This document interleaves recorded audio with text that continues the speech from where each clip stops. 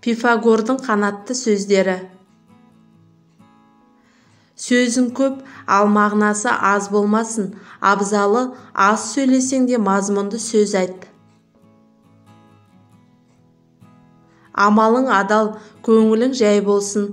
Басқалардың сен жайлы не айтатынына мән берме. Жастарға тәрбие беріңіз, сонда үлкендерді жазалаудың қажеті болмайды. Таңертең оянғанда өзіңе мен не істеуім керек деген, ал жатарда мен не істедім деген сұрақ қой. Ашуланғанда сөйлеуден де, әрекет етуден де өзіңді тыя тұр. Үнсіздік мағынасыз сөздерден абзалырақ.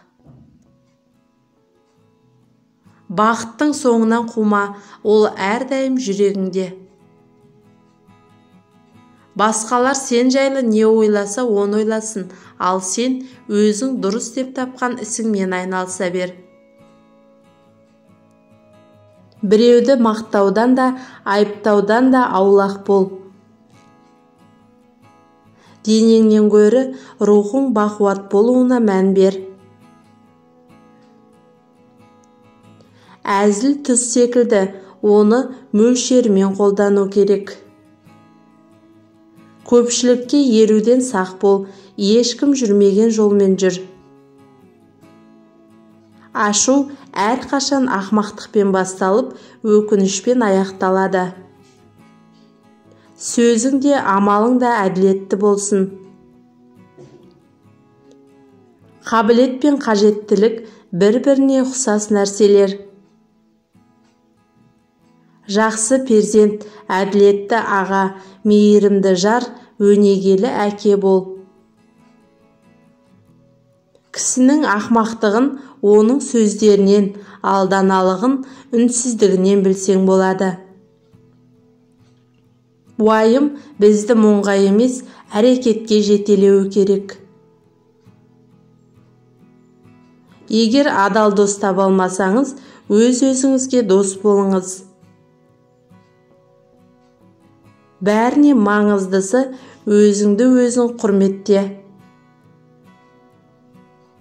Қылмыс пен азап ұрықтарын сепкен кісі бақыт жемісін көре алмайды. Ақыл білімді алмастыра алмайды. Қабіріңізге барып перзенттеріңіз жылай алу үшін олардың көз жасын төкпеңіз. Егер бүркітке айнала алсаңыз, қарғалар арасында бірінші болуға ұмтылмаңыз. Әуелі дана болуға әрекет қыл, бос уақытың болғанда ғалым боласың. Басталу бітудің жартысы. Балалар, әйелдер және халықпен сөз таластырмаңыз. Бірдей күшке ие болған екі кісінің әділеттісі күштірек.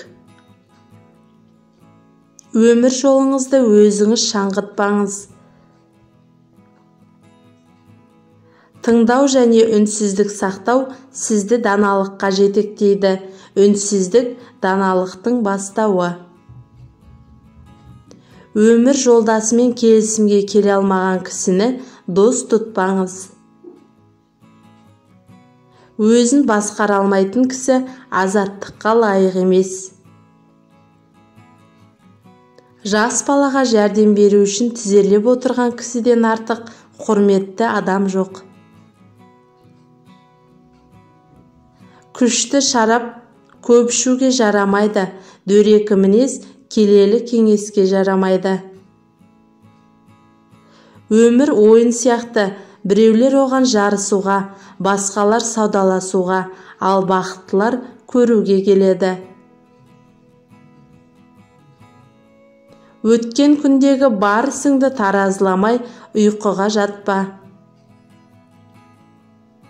Жындыға қылыш ұстатқан қандай қауіпті болса, арамзаға билік беру сондай қауіпті. Бақыт деген екеудің сыбағасы. Жағымды нәрсені пайдалының құнымен сатып алма.